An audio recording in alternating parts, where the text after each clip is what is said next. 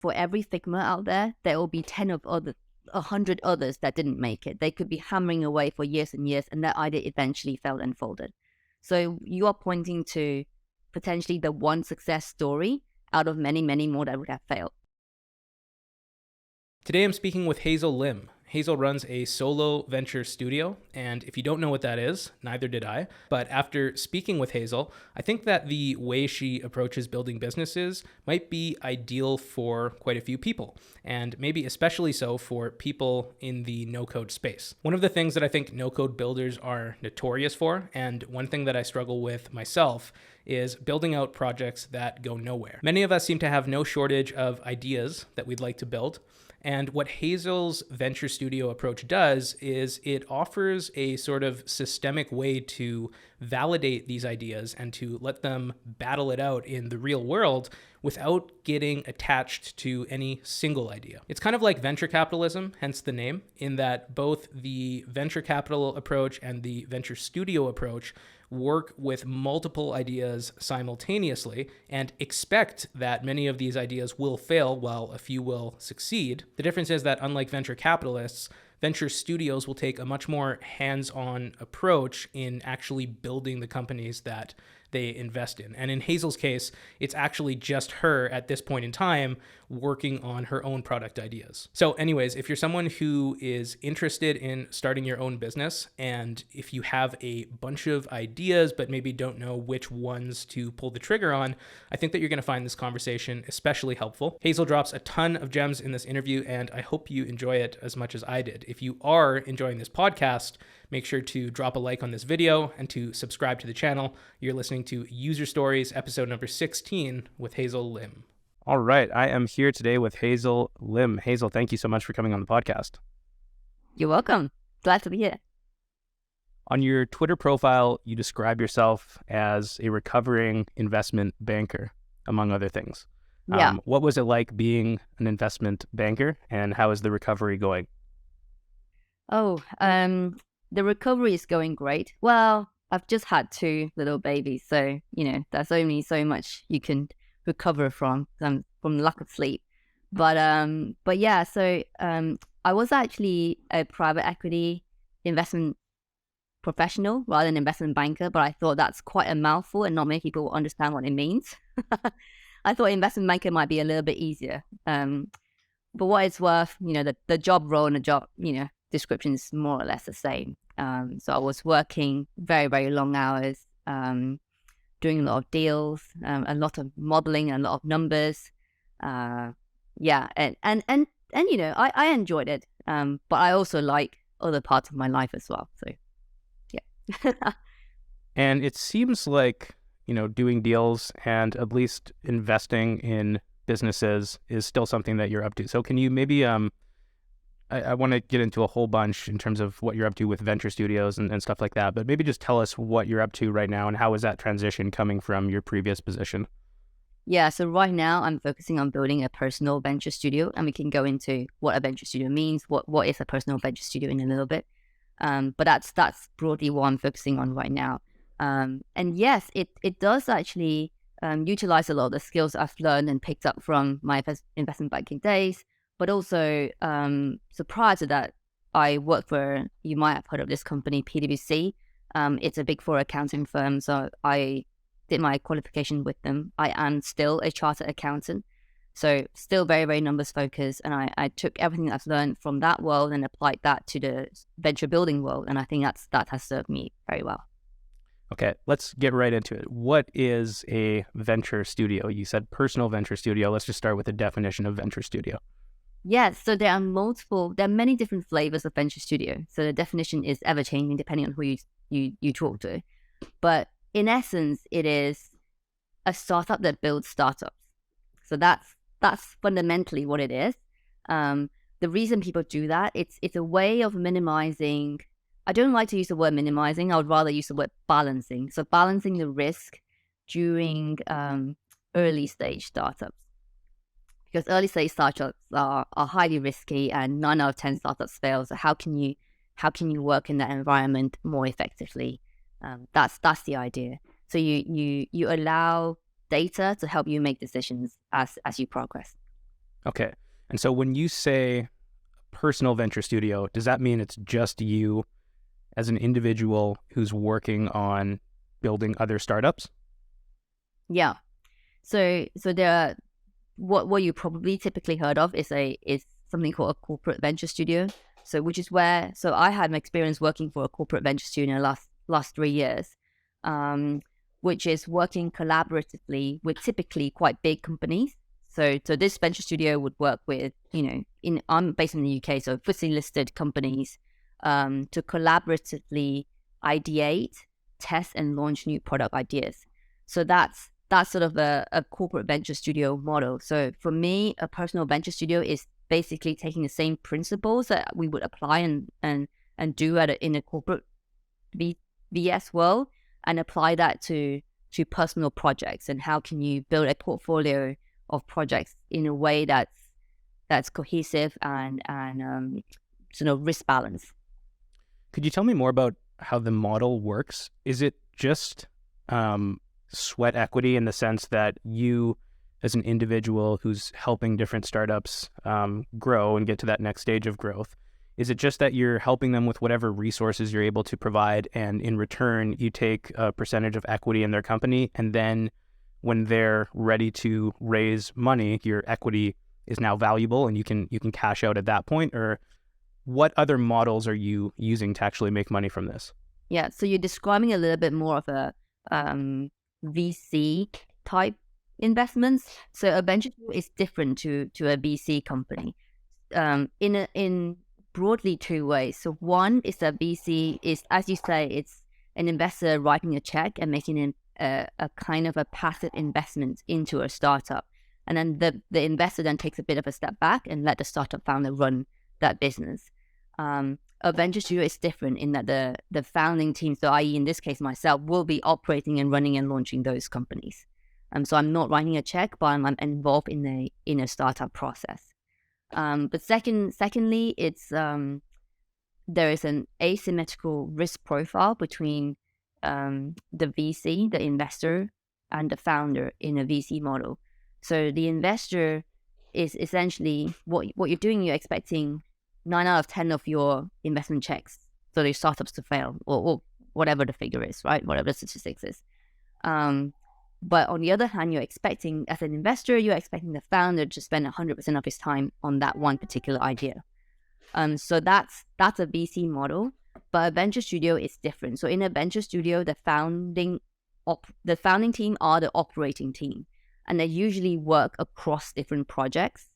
It doesn't mean that they can't get outside investments to fund those projects, but most venture studios that I've seen, or at least here in the UK, they basically invest their sweat equity among that founding team group, and then they would build out a portfolio of projects. And then what they would do is, you're not afraid to kill.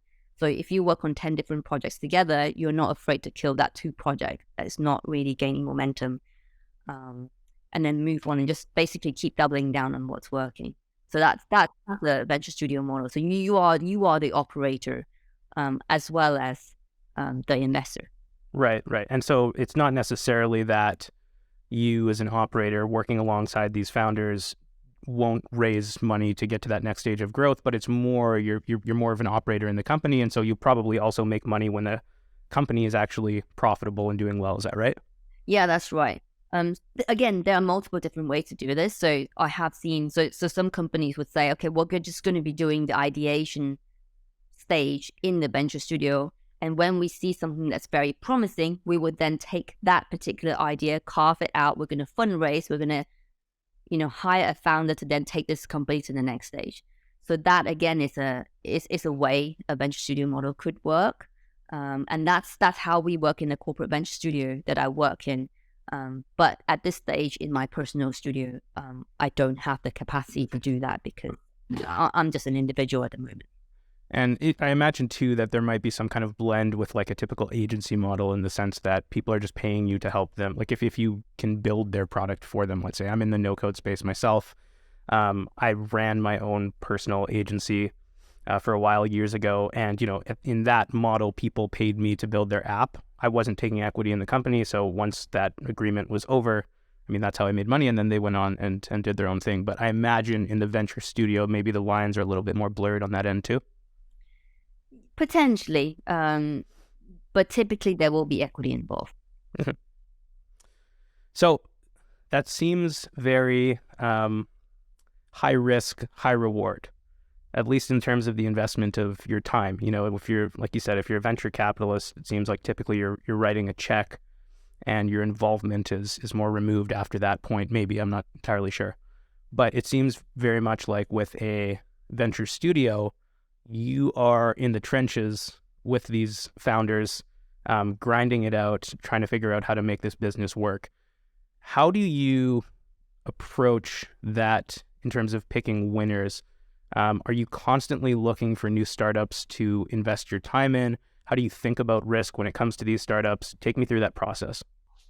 Yeah, so I think that is the most important skill for anybody involved or wanting to start a venture studio, which is basically decision making. It's all about making decisions. And, you know, everybody will have their own method in their own way. What's common across the venture studio world is that most people would use a fairly data-centric way to make decisions. They will have their own, we have our own proprietary systems and processes that we follow. Usually it means gating, so you have different phases that you would take a startup idea through. So if it hits, so what you're doing is you basically have, let's say you have 10 different ideas and you want to invest, you don't have enough time to invest into everything. So you give everything a very, very small investment in both time and money, just to test it out. And then you let those ideas fight amongst each other for your attention, based on the feedback and the data that you get from potential customers, the people that you talk to, your audience, and then you use that to then double down on basically what's working. So that's kind of the beauty of the model, is that you can test a lot of things very quickly, and you're not afraid to kill bad ideas. Whereas, you know, for example, in a VC world, once you've written the check, you are committed. You need to take that to the next level. And so these ideas that you're talking about, I just want to make sure I'm clear on this point. When you say personal venture studio, are these ideas do they always involve another founder that you're working with, or are some of them like your own personal ideas too? Yeah, so they definitely, in this case, for my personal venture studio, they are all ideas at this point, all ideas that I can execute myself. So you don't need another founder, you don't need a team at all? Not at this stage, but I was speaking to somebody else yesterday, and most of his ideas involve having another person to run the project. And we were talking about collaborating on a potential idea ourselves. So not to say that I won't take on projects that requires more people, but at this stage of the process, I want to test out my own personal hypothesis. So all the things that I've been involved in so far has been things that I could execute and do myself. Okay. And so I imagine you must have, what kind of products are you building? Can you give me a few examples? Yeah. So I'm taking a couple of, like a phase approach to this. My first phase is audience.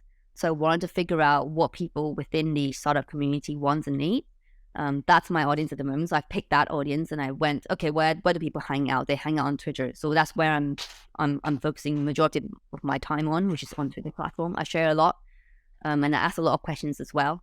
And so one of the community that I've sort of got involved in is the SMB and the startup Twitter community.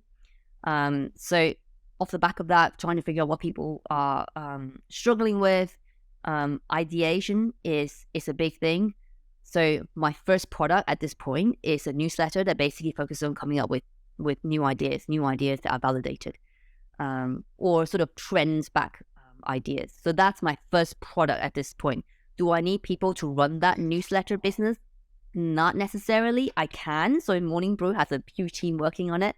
So you can build it to like a Morning Brew newsletters scale, but at this point I don't. So I'm deliberately picking things that I can start with zero outside capital and zero team, and then pitching that against other ideas that I have to figure out, what's moving the needle. So the other thing I'm potentially doing is a SaaS product, and again, it's something that I could do no code With Max, I think you spoke to Max. Yeah, Max Hanning. Yeah, yeah. So I'm doing the 30-day boot camp with him in February. So that's one of the Nice. ideas I'm going to be testing, in that 30-day boot camp. Awesome. Okay, so I have so many questions about that. So first question: how do you, you seem like a very numbers driven person. You said you're an accountant. You approach this with this framework of, here's this data, I have these ideas. How do I validate these ideas and test my hypotheses? But you're also a human, and I know that when you have an idea for a product, for a startup, for a business, it can be a very emotional thing that you can get attached to.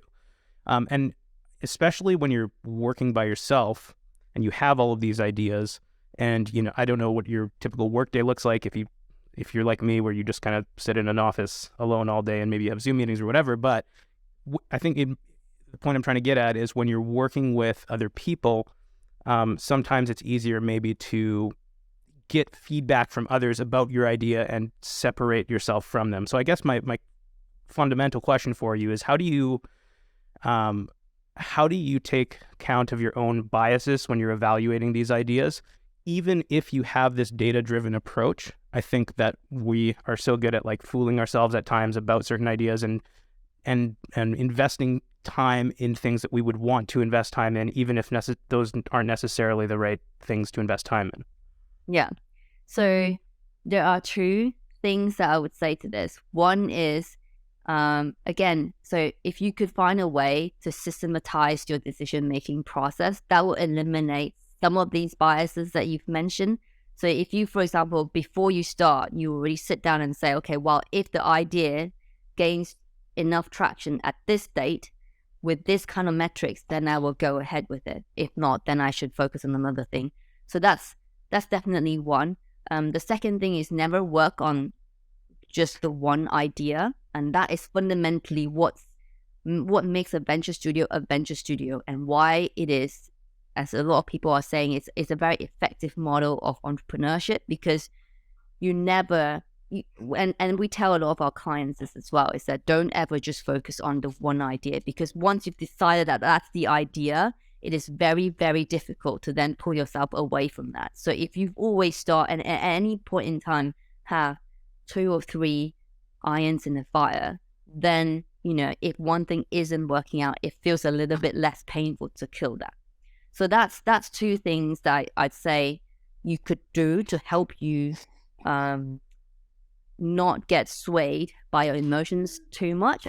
But then the final point I would make on top of, what I've just said so far, is that actually having emotions in the process is not necessarily a bad thing. So I have also seen some of the projects that we've run with our clients, these are corporate clients, that all the data is pointing towards one thing, but ultimately they decided on something else. And that is okay. I think the main thing here is that that you're pursuing something that the data is showing you that it shouldn't work. So, but as long as you're on with that information, then, at least a little bit more going into it, that you are going to be fighting an uphill battle, but you're passionate about it. So then, you might make it work, but know that it's going to be difficult. Okay. So again, there's so many great things there. Let me play devil's advocate for a second on this idea of having multiple products that you're pursuing. So I've noticed in my own life, whenever I am working on multiple things, that I'm usually not very good at it personally. I'm great at like focusing all of my attention on one thing that I need to do. And when you look at some of these great companies that were built, some of the biggest success stories, often what you find is these founders that were hammering away on one single idea with one thing that they were focusing on until it eventually worked out. Like a story that just comes to mind as I'm speaking right now is like the recent Figma acquisition. Apparently those founders, I don't know too much about the story, but I heard that they were hammering away on this idea before they made any revenue for like 5 years or something crazy. What do you say to a founder why am I wrong? Why should I, instead of focusing all of my energy on one thing and keep hammering and iterating on that one thing until it works? Why should I work on multiple ideas instead? Yeah.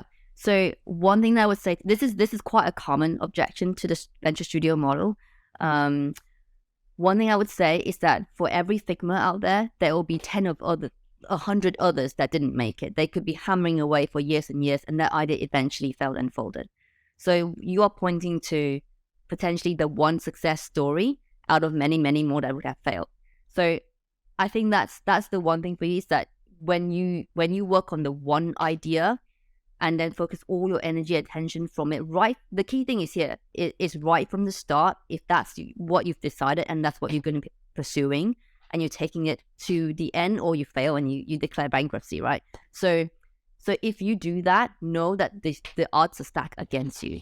The venture studio model isn't saying that you shouldn't at some point decide that, okay, well, this one idea is now gaining a lot of traction and it's beating the metrics of all the other ideas that we have. Now we're going to be focusing all of our energy and attention to build this out. We're going to be hiring an operating team. We're going to be investing. We'll be fundraising, whatever you want to do to take this idea to the next stage. That is how we approach things, is to say, okay, right from the start, we're going to be starting off. We start off really, really broad and have multiple ideas. We test them. We let them fight for our attention. And then we figure out, okay, well, this one is really gaining momentum. Should we then invest more money and energy into this? And then you basically get more and more specialized as you progress, but not from the start. So I think that's the key distinction here. We're not saying that don't ever focus all your energy, attention into building the one thing that's working. We're saying do that, but do that with data and with momentum. Okay, awesome. So let me keep playing devil's advocate then. And your retort to that was, statistically, if I'm summing up what you just said there, statistically, the odds are stacked against you. So you're better off having multiple ideas and just kind of playing them against each other. Makes sense. What about just from like an everyday productivity level? Like when I think about working on 6 different ideas, let's say, I just can't imagine how that would, like, how do you split that up? How do you compartmentalize each idea in your brain in terms of, I'm going to spend this much time working on this idea, and then I'm going to stop and work on this idea? I imagine you must be more partial to some ideas and want to spend more time working on them. Are you just, is it a discipline thing, or how do you grapple with that? Yeah, that's an interesting question. There are multiple ways you could do this. So you could, at the start, spend equal amount of time on all of them and then test them really, really quickly.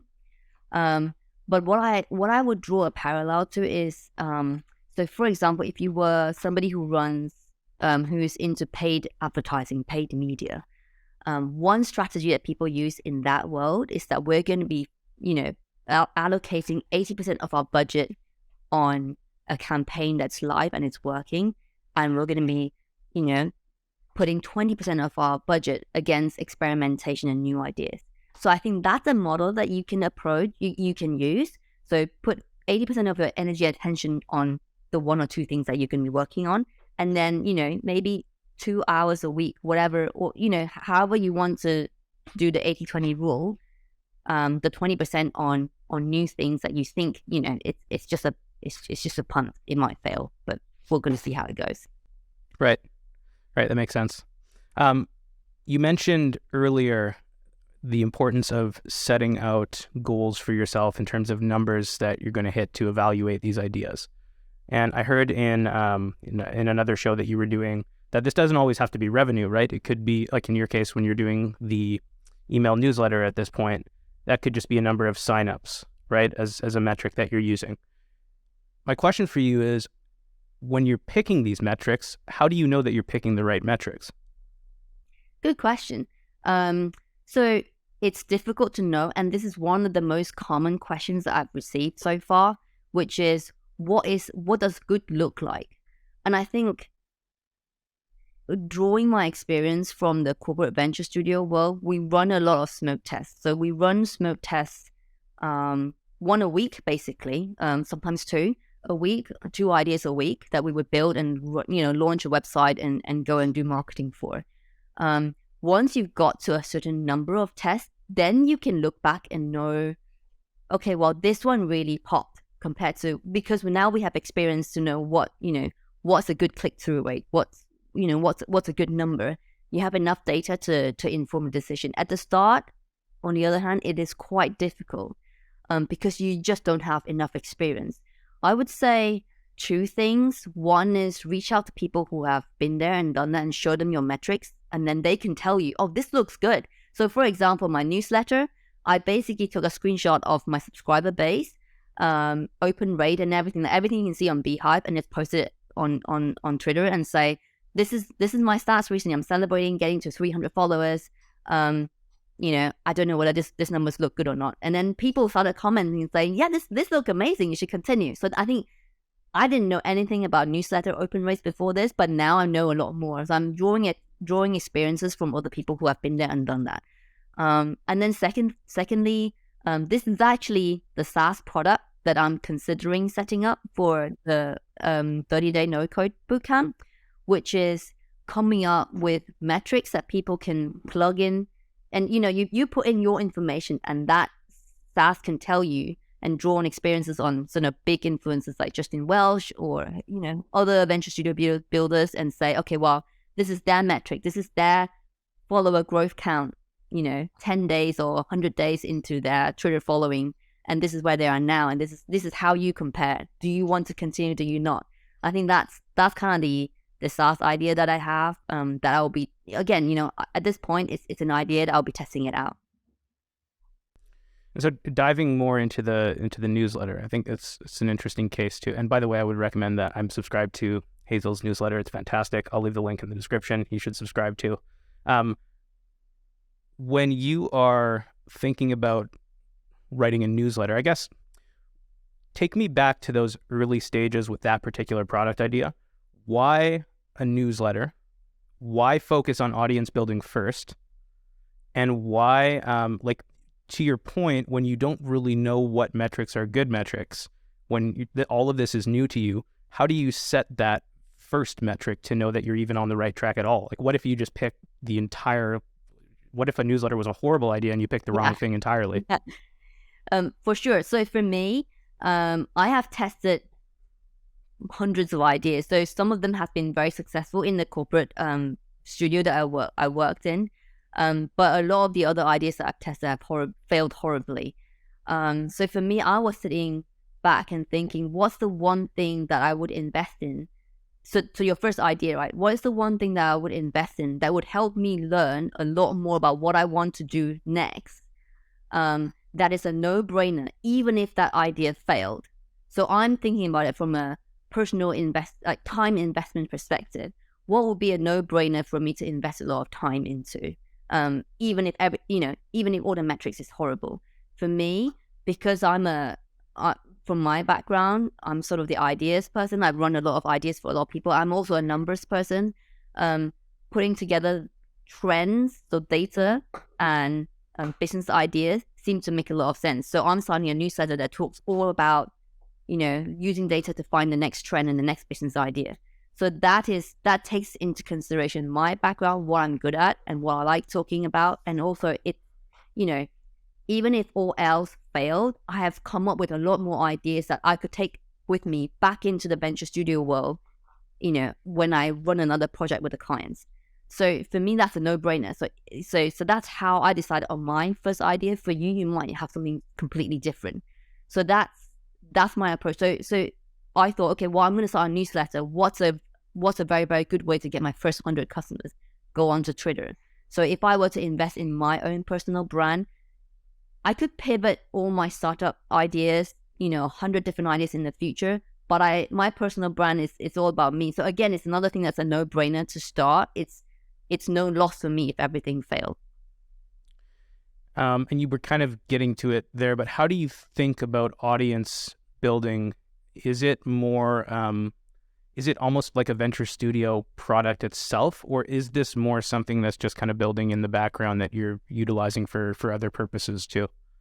Yeah, so I'm spending a lot of time on it at the moment, but I think it is very important for anybody who wants to start a venture studio to have a good network of people you can tap into. So I'm using that to basically broaden my network, to meet potential collaborators, to meet people like yourself, to meet interesting people who I might either work with, hire, or, they might become my investor, they might become my first customers. And I'm using my Twitter at this point to test a lot of ideas as well. Because like I say, at my audience for my newsletter at the moment is all startup founders. And where do they hang out? They hang out on Twitter.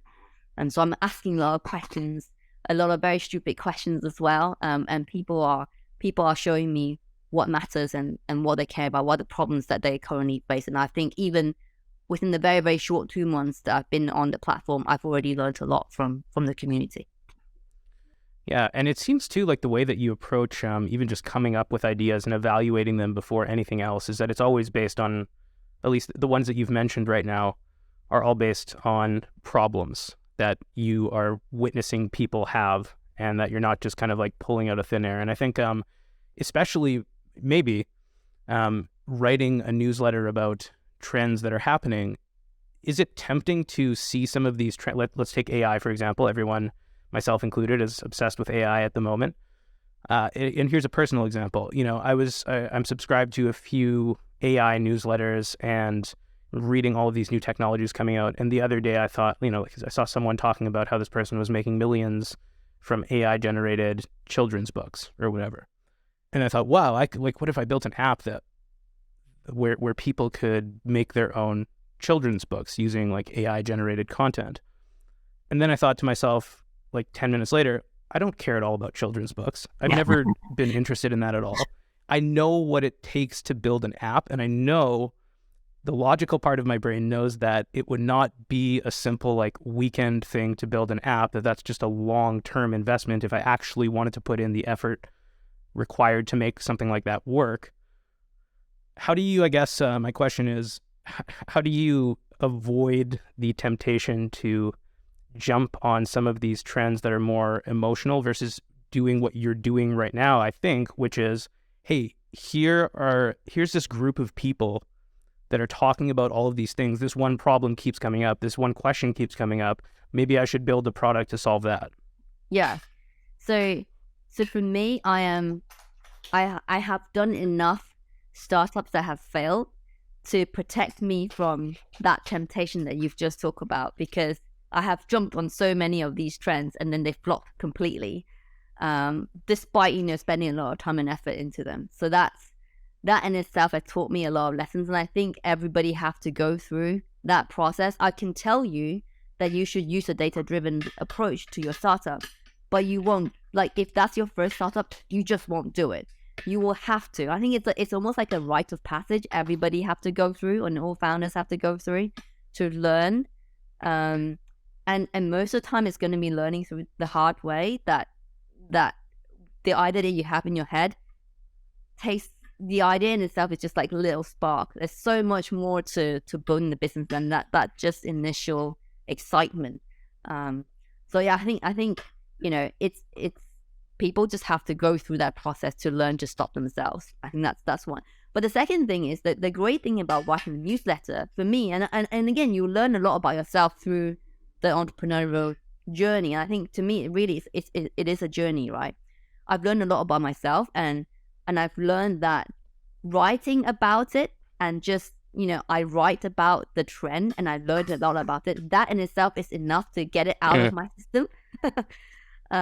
And then I'm happy. I'm happy that I've tackled that area that everybody's talking about, which is AI and ChatGPT and how where's all these things going, and avatar profiles and all that kind of stuff. So talking about it is, for me, that's enough. And I can then get it out of my system and then focus on building my own thing. But yeah, it is hard, and I think everybody will just have to find your own way to navigate it.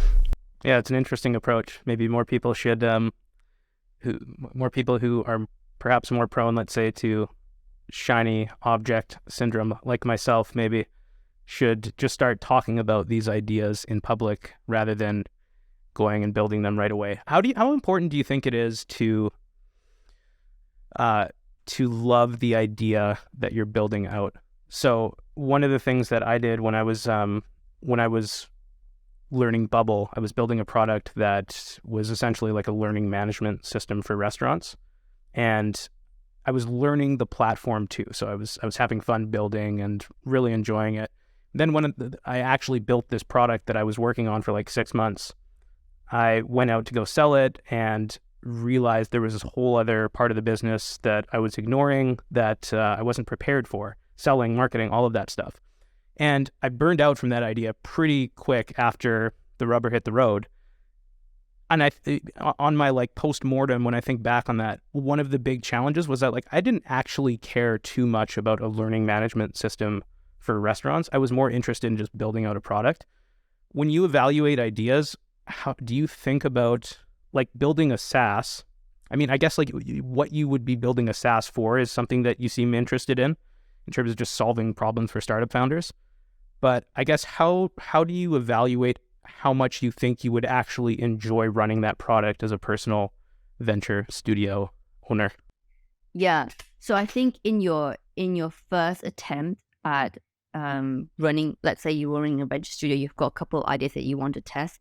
The first attempt is ultimately it's going to be a learning experience for you, because then you're going to be, for you, for example, I think coming back to your previous question as well about how, what was your question about? So you talk about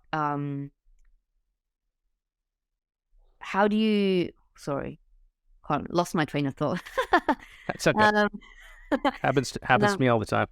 Yeah, I think you were basically talking about how did I know, why did I decide to start a newsletter? Right. And I was right. saying to you, for me it was a no-brainer, because if everything failed, I would have learned something else, taken something away from the experience. And building a personal brand, again, is a no-brainer for me, because my personal brand is my personal brand. It's not going to change. It's no matter what startup I build in the future, right? So for you, for your bubble experience is your learning experience. So even if your project failed, that would have been a good thing for you to have done. I think what you could have done faster probably is that you would have learned that that's something you don't want to take on, after the 6 months, a bit early on. So like if, for example, you knew that it was going to be a hard sell to your customers on day one, instead of 6 months later after you build it, that would have given you more information whether you want to continue pursuing it because you just like and you just want to learn about bubble, or you want to continue pursuing it because you like the learning industry. Is it learning management that you talk about? Yeah, it was a learning management system. Yeah. So whether you are passionate about the learning management system, that is the reason you want to continue, rather than there is an easy, huge demand for that product that you currently are building. So I think that is why, if you were to adopt the sprint, so like, for example, this is the book that I sort of read and apply a lot of principles on, which is Sprint, how to solve big problems. Who's that by? Sorry? Who's the author? The author is Jake Knapp. Jake Knapp. Okay. Yeah. I've never heard of that one. So it's testing new ideas in five days. So if you were to be able to have a sense as to whether the idea is going to be profitable, be easy for you to sell and scale initially, then you can make the decision up front whether you're going to be investing your 6 months of your life into it or not. Based on, you can still decide to do it based on passion or the learning that you get out of it. But at least you know that data up front. Yeah, I think you're really tapping into something, because especially in my space, I'm in the bubble world, no code world, and I think that we are notorious, bubble developers especially, are notorious for just launching a bunch of products and just throwing a bunch of stuff out there without any sort of organized approach to it.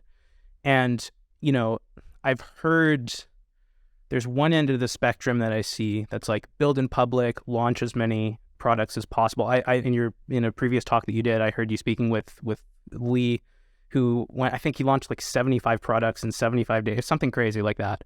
And I think that you hear arguments about why you should do that, why you should build in public, but there was always something about that didn't resonate with me, I think in part because of the failed startups that I'd worked on in the past, where it's like I know how much effort goes into launching any sort of business, and it's more than you would spend in like a day, right? And I think what you're doing is you're tapping into this desire to launch a bunch of products and to test a bunch of stuff and to kind of detach yourself from these ideas and just let them battle out against each other. But you're doing it in a very measured way, it seems, or you're approaching it that way. Is that right? Yeah, yeah, absolutely. And I'm speaking to Lee regularly at the moment. Nice. And yeah, I want to get him on this podcast. I think he is. That's another approach to do that, which is to launch a lot of different products and just build everything in public. And I wouldn't say like what he could do, and again that would still fit within the venture studio model, but slightly differently, is that he might say, I enjoy the initial process of building, but I don't want to sell things. Then what my target is, I'm going to be focusing on building things that I can sell within 30 days or however many days. I'm just going to be focusing on these ideas. I would build it and I'll get it to the stage where somebody else can take it on and then build it out and grow it.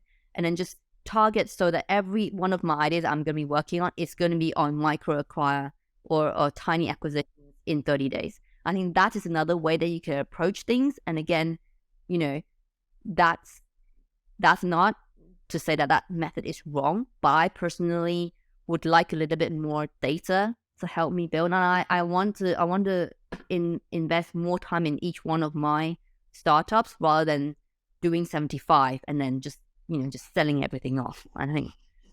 So can you let's go back to your newsletter, and can we look at what you just said there in terms of your newsletter?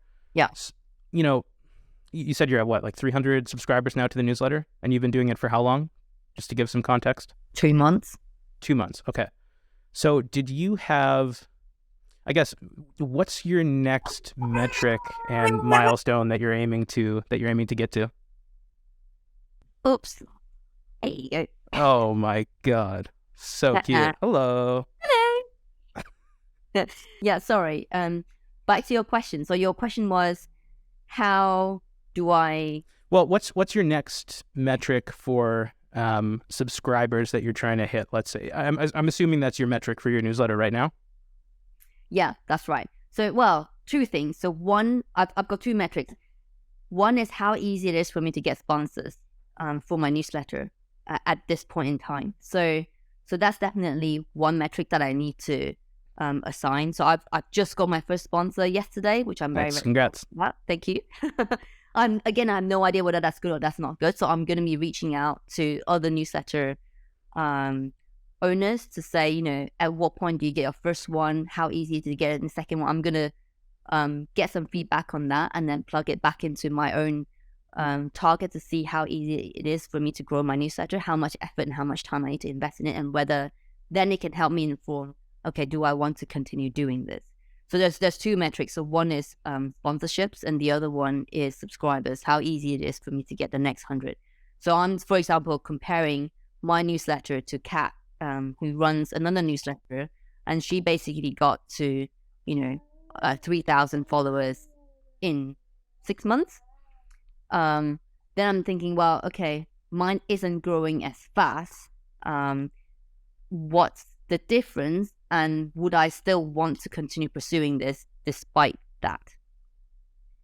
And so when you address that question, because I'm asking for myself too. These are in part selfish questions because I'm, trying to grow this podcast and doing similar things to what you're doing.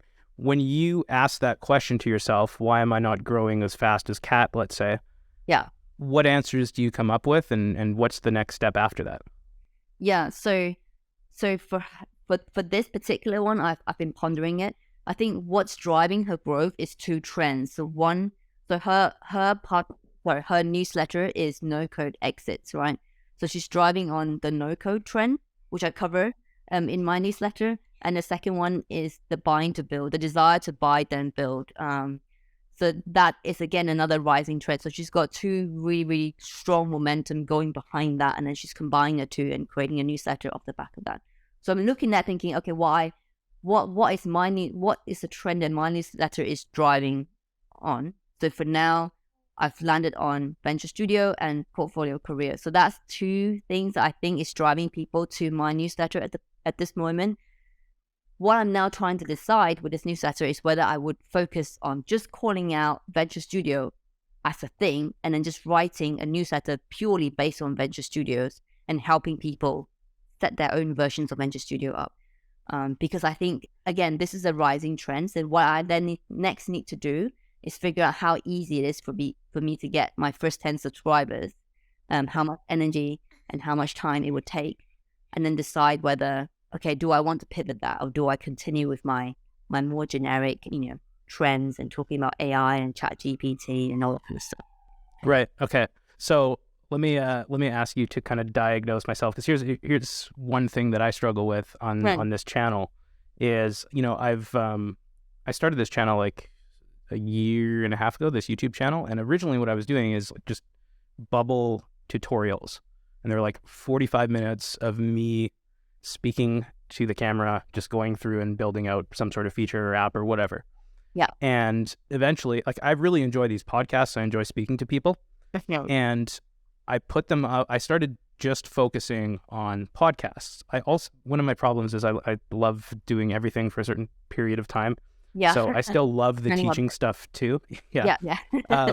But I started focusing almost entirely on these podcasts, and people seem to enjoy these podcasts, but YouTube as a platform, I think, doesn't lend itself as well to long form content like these hour-long conversations that I'm posting. I've, in the past like month or two, I've experimented with like shorter form introductions to this podcast. I just did a video at the end of like a couple of weeks ago. It was like, I again built this little AI app and posted. It's like a 4 or 5 minute video, and it did way better than these podcasts do. So the question is, like, I'm torn between, I can see this data. I go into YouTube Studio and I like look at what's performing well, and I guess I'm torn between what do I focus attention on? Do I switch and start teaching and doing these like entertainment education videos that seem to do really well just because YouTube is showing me that they're doing well? Or do I still do these podcasts, which I enjoy doing, but don't perform as well?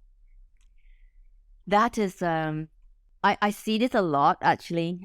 Just give you an example in the corporate venture studio we're talking about, where all the data, where I mentioned this really briefly just now, is that all the data is pointing towards one direction.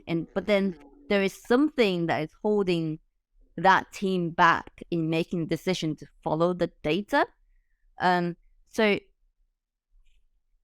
what we have seen happen, and again, this is in a corporate world, so again, it may not necessarily translate 100% to a personal experience, but is even if that team gets behind the idea that all the data is pointing towards, 2 months, 3 months, 6 months later, it loses momentum because your team is just not invested enough in order to see it through the difficult days. So even if everything's pointing up, there will be difficult days, and the decision that you make in those little micro dips is going to determine your trajectory ultimately, right? So then those little bumps along the road is going to mean a lot more to those teams in those moments where they're like, well, we didn't really like this idea anyway, so yeah, we knew it's not going to work, so we're going to drop it now. So I think that is the one real life example that I could give you. I can't decide it for you. Ultimately, you have to decide for yourself whether you wanted to pursue something like these kind of long form interviews that you enjoy doing, and then decide how much value are you getting out of it outside of subscriber growth. So if you personally learn a lot from it and it's going to build onto your personal brand long term, you might decide that it's actually, I would invest my time doing it because I get a ton of value for myself out of this experience. But what you then might do is then say, okay, well, you might say, I want to grow a YouTube channel, and that I want to get to this number by this date. If that is your goal, then you might want to consider doing those shorts, because that's what's going to get you there. Yeah, so the time frame in terms of what value the action that you're doing is providing is super important. On Twitter, just a really quick example, I said I want to get to 1,000 followers by December 2022. I think I missed it by a couple of days, but broadly, I wanted to get there in 2 months.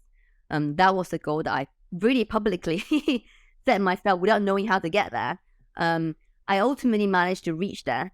But then now at that point, you then look back and say, okay, was the experience enjoyable? How fast it is to get it? How hard was it? And what are the opportunity costs for me? And do I want to continue? I think that was my decision-making process to whether or not I want to continue growing on Twitter. Was it enjoyable? Yeah, I think so. I one of my childhood dream was to become a writer. I thought it was going to be fiction writing, but I never knew it was going to be in the form of 280 characters in a tweet. Nice. That's awesome that it scratches that itch, though. That's really great. Last question for you. I won't keep you. You have your baby in your arms, and my question is related, I guess, to family, work-life balance. How do you think about that now with all of these different ideas that you have in your head, all of these different things that you're working on? How do you just had a kid, you're holding it. How do you think about that work-life balance? And what tips do you have? I actually don't have tips for this. I'm battling work-life balance at the moment. So most of the time I work midnight after the kids go to bed. Wow. It's not easy, and I don't have a solution for this. So if anybody has one, feel free to reach out and tell me and give me some tips.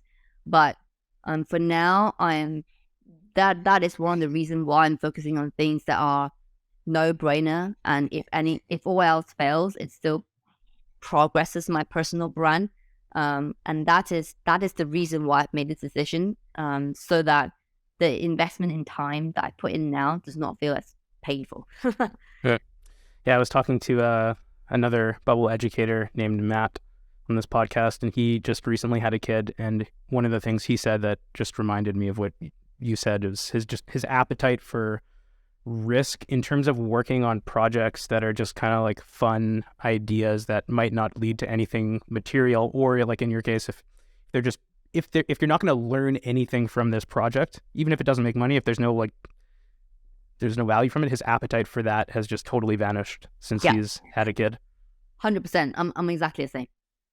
I need to this needs to make sense for me to take my time away from my family in order for me to do it. Yeah. Amazing. Well, Hazel, thank you so much for coming on. I really appreciate the time, especially because you've got so many things going on. And I would recommend everyone subscribe to your newsletter. I'm really enjoying it. And like I said earlier, I think you've really tapped into something, especially in the no-code space, where a lot of people are like launching stuff all the time and don't have a clear, let's say, framework or formula to approach it with. So I think definitely keep looking at the no-code space, because people are building stuff all the time, and I think your insights are invaluable here. So that's super interesting. And one leaving note that I would impart is that is another reason why I was excited to talk to you, because I know you are in that space. You know a lot about this. So again, it's a no-brainer for me to come onto this podcast, because I get to speak to you. I know what some of the problems that you're facing, and now I know a lot more. Awesome. All right. Well, thank you so much. See you guys in the next episode. Bye-bye.